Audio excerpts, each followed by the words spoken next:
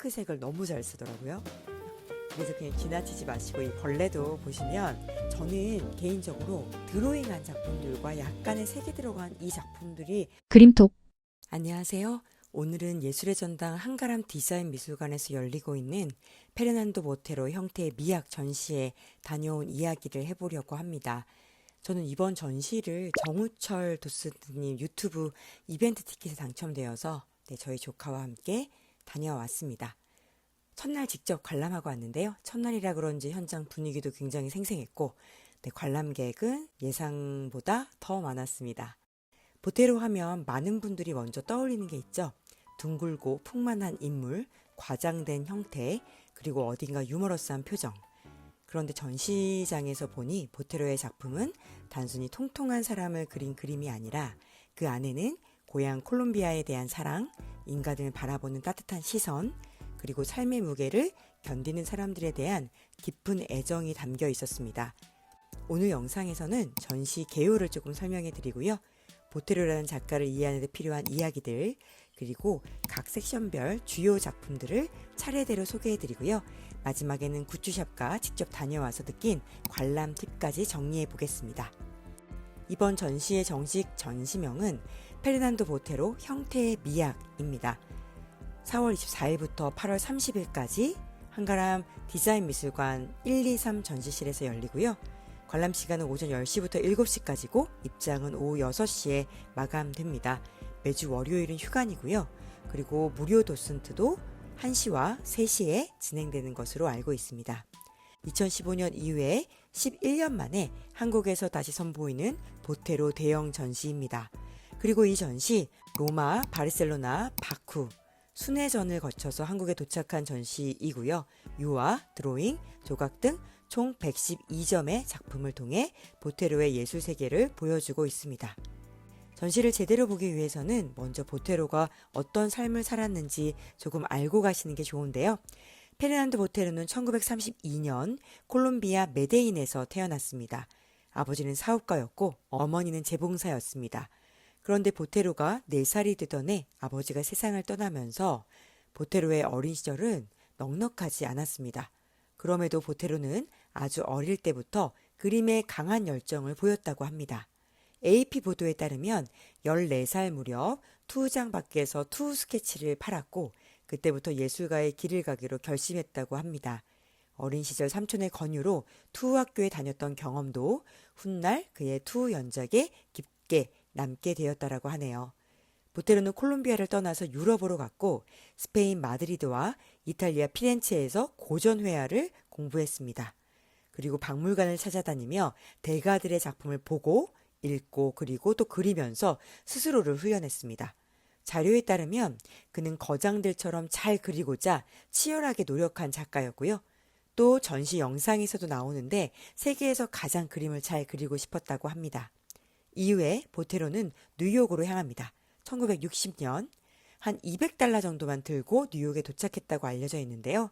당시 미술계는 추상 표현주의와 미니멀리즘이 강했지만 보테로는 인물과 사물, 고향의 풍경을 자신만의 방식으로 계속 그렸습니다. 보테로의 중요한 전환점으로 자주 언급되는 작품이 바로 우리도 잘 알고 있는 모나리자 에이지 12입니다. 뉴욕 현대미술관 모마 소장 정보에 따르면 이 작품은 1959년에 제작되었고 1961년 모마 컬렉션에 들어갔습니다. 또 하나의 유명한 일화로는요. 모마의 도로시 밀러가 보테로의 작업실을 방문해서 이 작품을 보게 되었고 이것이 보테로가 국제미술계에 주목받는 계기가 되었다라는 이야기가 전해집니다. 보테로의 양식은 흔히 보테리즘이라고 불리는데요. 여기서 중요한 건 보테로가 단순히 뚱뚱한 사람을 그린 것이 아니라는 점입니다. 보테로는 형태를 부풀려서 사물과 인물의 존재감을 극대화했는데요. 그래서 보테로의 그림 속 인물들은 무겁고 조용하고 때로는 우스꽝스럽지만 이상하게 품위가 있는 것 같습니다. 이번 전시를 보실 때도 바로 그 지점을 기억하시면 좋겠는데요. 보테로가 왜 이렇게 뚱뚱하게 그렸을까에 끝나는 전시가 아니라 왜 보테로는 이렇게 세상을 풍만하고 묵직하게 바라보았을까라고 그 궁금증을 가지고 이 전시의 흐름을 따라가시면 좋을 것 같습니다. 전시는 총 6개의 섹션으로 구성되어 있습니다. 첫 번째 섹션, 변주. 이 섹션에서는 보테로가 미술사의 거장들을 어떻게 자기만의 방식으로 다시 해석했는지를 볼 수 있는데요. 보테로는 고전을 단순히 따라 그리지 않았고요. 얀바네이크, 벨라스케스, 페로 델타, 프란체스카 같은 거장들의 작품을 가져오는데 그 구도와 상징을 자신만의 둥글고 풍만한 조형 형태로 다시 바꾸어 놓았습니다. 전시장 들어가시면 아마 또 가장 유명한 작품일 거고요. 네, 전시 포스터로도 쓰였죠. 벨라스케스를 따라 그린 시녀들입니다. 벨라스케스의 공주 그림을 바탕으로 한 이번 작품은 이번 전시에서도 특히 눈에 들어오는 작품이었는데요. 원작의 위험이 확실히 있어요. 하지만 보테로 특유의 둥근 형태가 더해지니까 훨씬 친근하고 유머러스한 인상으로 바뀌었고요.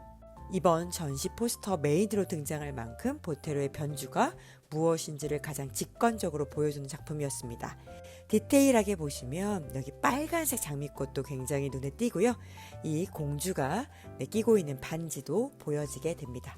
다음은 안바네이크를 따라 그린 아르놀피니 부부 작품인데요. 이 부부의 초상을 보테로식으로 재해석한 작품인데요. 이 확실히 원작의 정교한 구도는 남아있지만 보테로의 손을 거치면서 인물과 사물들이 훨씬 부드럽고 인간적으로 느껴졌습니다. 특별히 여기 샹들리에도 보시면 이 샹들리에도 굉장히 퉁퉁하게 작업이 되어 있는데 저는 굉장히 귀엽게 느껴졌습니다. 원작이 결혼과 신성함의 상징을 담고 있다면 보테로의 그림은 그 장면을 조금 더 가까운 일상의 감정으로 끌어오는 것 같았습니다. 다음은 구도도 재밌는데요. 피에로 델타 프란체스카를 따라 그린 우르비노 공작 부부입니다. 이 작품은 두 개의 캔버스가 서로 마주보는 이면화 형식으로 구성되어 있고요. 고전적인 구도와 르네상스의 질서가 느껴지지만 인물들은 보테로의 특유의 묵직한 형태로 다시 태어났습니다. 장엄한데 동시에 어딘가 유머러스해서요. 보테로가 고전을 얼마나 자유롭게 자기 세계로 끌어왔는지를 느낄 수가 있습니다. 두 번째 섹션은 라틴 아메리카입니다. 여기서는 보테로 예술의 가장 중요한 뿌리가 결국 보테로의 고향 콜롬비아와 라틴 아메리카에 있었다는 것을 확인할 수 있는데요. 보테로는 유럽과 뉴욕에서 오래 활동했지만 그의 시선과 감각은 언제나 고향 메데인의 기억에 깊이 닿아 있었습니다. 거리의 축제, 음악, 춤, 사람들의 움직임, 카니발의 열기 같은 장면들이 보테로의 작품 안에서 반복해서 등장합니다. 이 섹션에서는 짧은 영상도 있습니다. 개인적으로 꼭 보시기를 추천드립니다. 그리고 여인 조각 시리즈가 있는데요. 조각 작품들이 회화보다 확실히 보테로의 볼륨의 미학을 더 직접적으로 느끼게 해 주었습니다. 그리고 이 다음 작품은요. 페드로 페드리토인데 보테로의 아들 페드로를 그린 초상이에요. 전시장 안에서도 좀 보테로의 유난히 개인적인 감정이 느껴지는 그림입니다. 밝고 따뜻한 화면인데도 그 안에 상실의 기억이 배어 있는데요.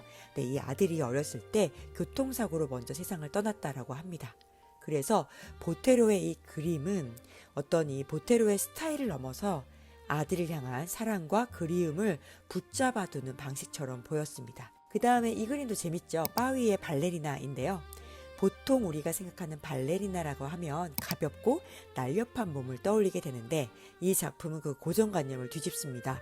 풍만한 몸으로 바 위에 균형을 잡고 있는 발레리나는 무거워 보이는데요. 또 우아한 모습이 있어요. 보테로는 이 작품을 통해서 아름다움이 특정한 신체 기준이 아니라 존재 방식과 태도에 있다는 걸 보여주고 또 보테로가 거울을 잘 사용했거든요. 그래서 이 전시 보시면서 거울이 등장하는 것들도 유념 있게 보시면 도움이 될 것 같습니다. 그리고 이 작품 소풍인데요.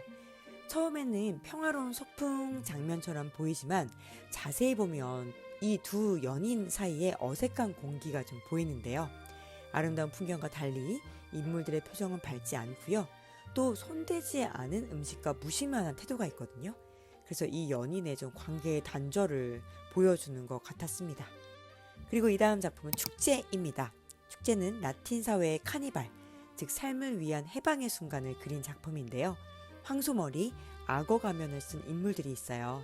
거리 한가운데서 춤을 추는데 주변 사람들은 그 분위기 속에서 함께 섞여 있습니다.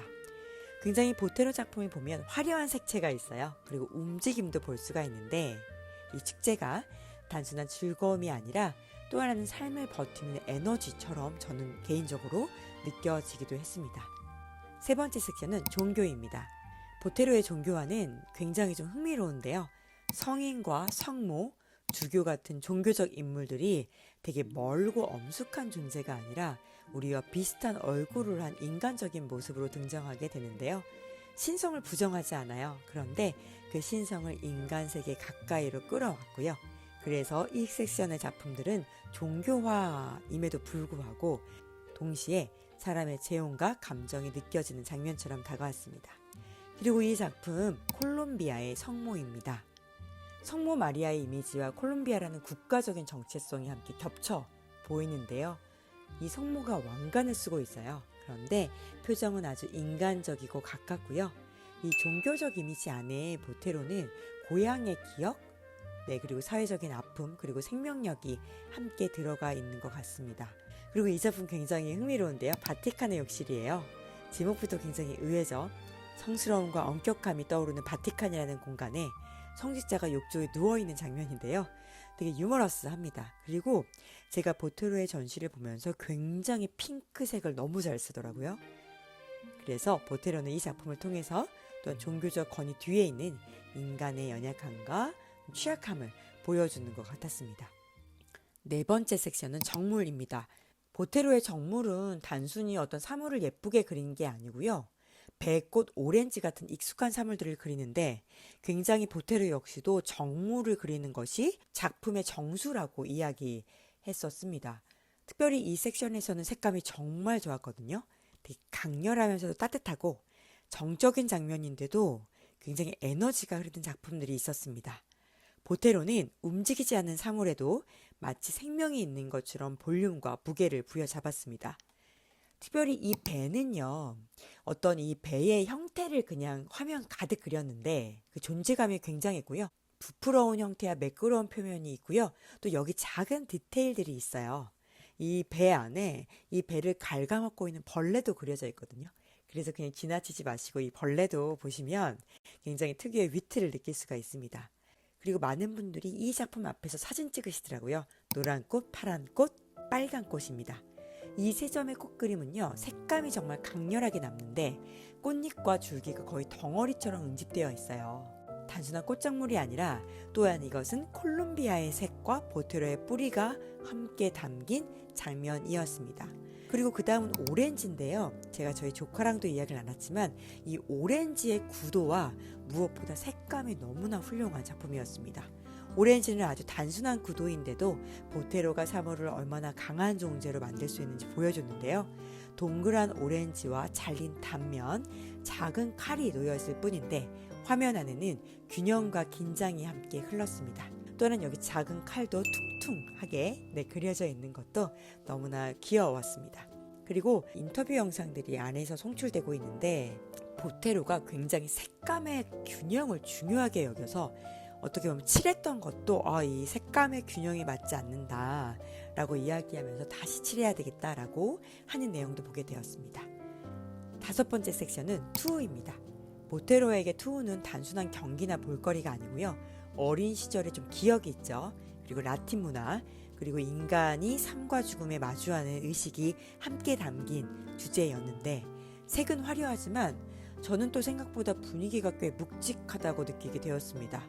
투우장의 붉은 천과 검은 황소, 그리고 긴장 속에 서 있는 인간의 모습이 인생의 한계 앞에 선 인간을 떠올리게 했는데요. 입장 행진 전은 투우가 시작되기 직전에 투우사들이 고요하게 서 있는 순간을 담고 있는데 화려한 의상을 입고 있지만 표정은 되게 차분하고 손을 가슴 가까이에 두거나 모자를 쥔 모습이 있는데 여기서 긴장감이 느껴졌습니다. 움직임이 거의 없는데도요. 조금 앞으로 벌어질 일을 기다리는 좀 투우사의 어떤 강력한 무게가 화면 전체에서 좀 느껴졌고요. 그리고 이 두 작품 조금 보시면 좋은데요. 기마 투우사와 죽음의 그림자 투우사인데요. 시작과 끝을 보여주고 있죠. 기마 투우사는 황소와 마주하기 전에 긴장된 순간을 그렸고 투우사는 죽음의 그림자 앞에선 결정적인 좀 장면을 보여주고요. 그 다음에 보테로는 투우를 단순한 승부가 아니라 두려움과 운명 그리고 인간의 태도를 보여주는 장면으로 그렸습니다. 마지막 섹션은 서커스입니다. 처음에는 밝고 화려한 세계처럼 보이는데 보테로에게 서커스는 단순한 볼거리가 아니었죠. 균형과 위태로움이 공존하는 삶의 무대였습니다. 응대들 작품 보시면 밝은 색감의 의상과 높은 중마 때문에 처음엔 되게 경쾌하게 보이는데요. 인물들의 표정이 되게 담담하죠? 조용하고 웃음을 만들어내는 사람들의 그 뒷면을 보는 듯 했습니다. 그리고 마지막에 이제 음악가들 작품인데요. 서커스 천막 안에서 연주하는 사람들을 담은 작품입니다. 또 노래하는 여가수가 굉장히 작게 그려져 있어요. 그래서 보테로는 이 장면들을 통해서 예술가의 즐거움뿐만 아니라 무대 뒤의 고독과 무게까지 함께 보여주는 것 같았습니다. 그리고 보테로의 스케치 작품들을 좀 여러 점 보실 수가 있는데 본인 작품의 완성도에 스케치가 약 40%를 차지한다라고 얘기할 정도로 스케치 작품들도 좀 면밀히 보시면 좋을 것 같은데 저는 개인적으로 드로잉한 작품들과 약간의 색이 들어간 이 작품들이 더 마음에 와 닿았던 것 같습니다.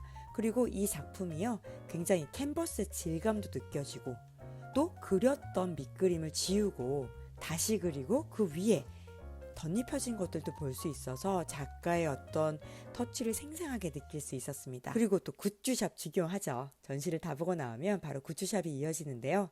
굿즈 제품들 생각보다 제품들 많았어요.